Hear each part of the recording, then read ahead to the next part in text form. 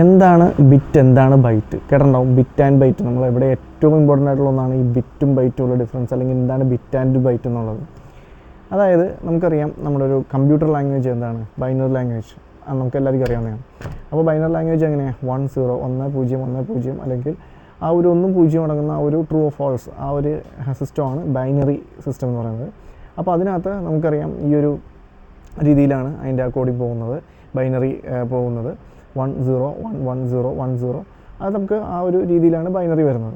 അപ്പോൾ നമുക്ക് digitally communicate ചെയ്യുന്ന ഡേറ്റ, അതായത് കമ്പ്യൂട്ടറുമായിട്ട് കമ്മ്യൂണിക്കേറ്റ് ചെയ്യുന്ന ഡേറ്റ ഈ ഒരു ബൈനറി ലാംഗ്വേജിലാണ് കമ്മ്യൂണിക്കേറ്റ് ചെയ്യുന്നത്.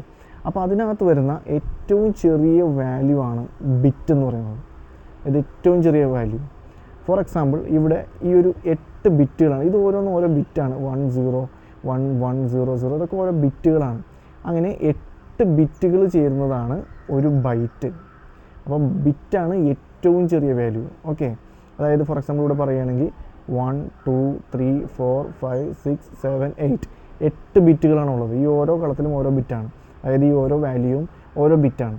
അപ്പോൾ ഈ 8 ബിറ്റുകളാണ് ഈ ഒരു കളത്തിലുള്ളത്. അപ്പോൾ 8 ബിറ്റും കൂടി ചേരുമ്പോഴാണ് എന്താവുന്നത്, ഒരു ബൈറ്റ് ആവുന്നത്.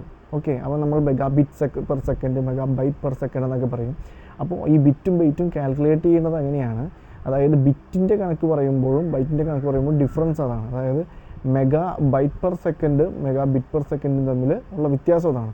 ബിറ്റ് ഏറ്റവും ചെറിയൊരു വാല്യൂ ആണ് ഈ ബിറ്റ് എന്ന് പറയുന്നത്. അപ്പോൾ മനസ്സിലാക്കുക, ഏറ്റവും ചെറിയ വാല്യൂ ബിറ്റാണ്. ആ 8 ബിറ്റുകൾ ചേർന്നതാണ് ഒരു ബൈറ്റ്.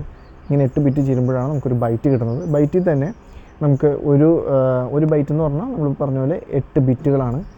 1 കിലോ ബൈറ്റ്, അതായത് KB, 1 കിലോ ബൈറ്റ് എന്ന് പറയുന്നത് 1024 ബൈറ്റ്സ് ചേരുമ്പോഴാണ് ഒരു കിലോ ബൈറ്റ് ആകുന്നത്. അതുപോലെ തന്നെ മെഗാബൈറ്റ് MB, അതായത് മെഗാബൈറ്റ് വരുന്നത് 1024 കിലോ ബൈറ്റ് ആകുമ്പോഴാണ് ഒരു മെഗാബൈറ്റ് ആകുന്നത്. അപ്പോൾ അങ്ങനെ അതിൻ്റെ ഒരു സീരിയൽ തന്നെ പോകുന്നത് നമുക്ക് വേറൊരു ക്ലാസ്സിൽ പഠിക്കാം. അപ്പോൾ ഇതാണ് ഏറ്റവും ചെറിയ വാല്യൂ ബിറ്റാണ്. ഈ 8 ബിറ്റുകൾ ചേരുമ്പോൾ ബൈറ്റ് ആകുന്നത്. പിന്നെ നമ്മുടെ ഒരു പ്രാക്ടിക്കൽ ഇതിൽ പറയുകയാണെങ്കിൽ ഞാൻ പറഞ്ഞുതരാം. അതായത് ഫോർ എക്സാമ്പിൾ നമ്മുടെ അടുത്ത് സർവീസ് പ്രൊവൈഡർമാർ സ്പീഡ് പറയുന്നത് ബിറ്റ്സിലാണ്, അതായത് ബൈറ്റിലല്ല സ്പീഡ് പറയുന്നത്. അതായത് 8 Mbps എന്നായിരിക്കും ചിലപ്പോൾ അവർ പറയുന്നത്. 8 Mbps ഇങ്ങനെയായിരിക്കും നമുക്ക് കാണുന്നത്. ഈ ഒരു 8 Mbps എന്ന് പറഞ്ഞാൽ നമുക്കവിടെ കിട്ടുന്നത് എത്രയാണെന്നറിയോ, ബൈറ്റിലാണ്. നമ്മൾ നോർമലി ഡൗൺലോഡിങ് നമുക്ക് കാണിക്കുന്നത്, അതായത് ഒരു ഫയലൊക്കെ നമ്മൾ ഡൗൺലോഡ് ചെയ്യുമ്പോൾ കാണിക്കുന്നത് ബൈറ്റ്സിലാണ്, ബിറ്റ്സിലല്ല കാണിക്കുന്നത്, ബൈറ്റ്സിലാണ്.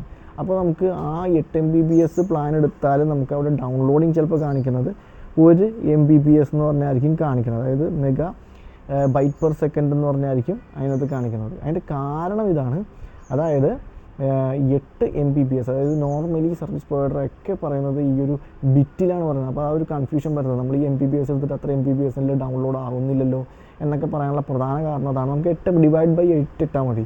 അതായത് 8 Mbps ആണ് അവിടെ ലഭിക്കുന്നതെങ്കിൽ അതിൻ്റെ കുറച്ചിട്ടുള്ള ആ ഒരു ഡിവൈഡ് ബൈ 8 ഇട്ടിട്ടുള്ള 1 Mbps മാത്രമേ അവിടെ നമുക്ക് ആ ബൈറ്റിലാണ് ഡൗൺലോഡ് ചെയ്യുമ്പോൾ കിട്ടുള്ളൂ. എന്നാൽ ഇത്രയും തന്നെ സ്പീഡ്, ഇത്രയും തന്നെ ഡേറ്റ ഡൗൺലോഡ് ചെയ്യുന്നുണ്ട്, അതായത് മെഗാ ബിറ്റ് ഡൗൺലോഡ് ചെയ്യുന്നുണ്ട്, ഇത്രയും ബിറ്റ്സ് ഡൗൺലോഡ് ചെയ്യുന്നുണ്ട്. പക്ഷേ അത് ബൈറ്റിൽ വരുമ്പോൾ നമുക്കറിയാം ഇത്രയും ബിറ്റ് കൂടുമ്പോഴാണ്, 8 ബിറ്റ് കൂടുമ്പോഴാണ് ഒരു ബൈറ്റ് ആവുന്നത്. അപ്പോൾ എന്ന് പറഞ്ഞ പോലെ ഈ 8 Mbps എന്ന് പറഞ്ഞാൽ 8 Mbps എന്ന് പറയുമ്പോൾ ഒരു മെഗാ ബൈറ്റ് അവിടെ ആവുന്നുള്ളൂ. ഒരു മെഗാ ബൈറ്റ് പെർ സെക്കൻഡ് അവിടെ ആകുന്നുള്ളൂ, ഒരു Mbps അവിടെ ആവുന്നുള്ളൂ.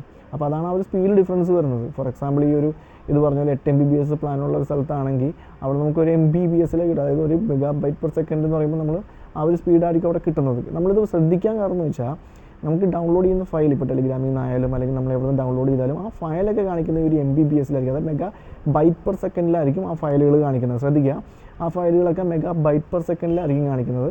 എന്നാൽ നമുക്ക് സർവീസ് പ്രൊവൈഡർ പറയുന്നത് ആ ഒരു ബൈറ്റ് പെർ സെക്കൻഡ് അല്ല പറയുന്നത്, ബിറ്റ് പെർ സെക്കൻഡാണ് പറയുന്നത്. അതാണ് ഇതിൻ്റെ ഇത്രയും സ്പീഡ് കുറയുന്നത്. അതായത് 8 Mbps വരുമ്പോഴും നമുക്കവിടെ കിട്ടുന്ന സ്പീഡ് ഒരു മെഗാ ബൈറ്റ് സെക്കൻഡ് ആയിരിക്കുള്ളൂ. അതായത് 8 മെഗാ ബിറ്റ് പെർ സെക്കൻഡാണ് അവർ പറയുന്നത്.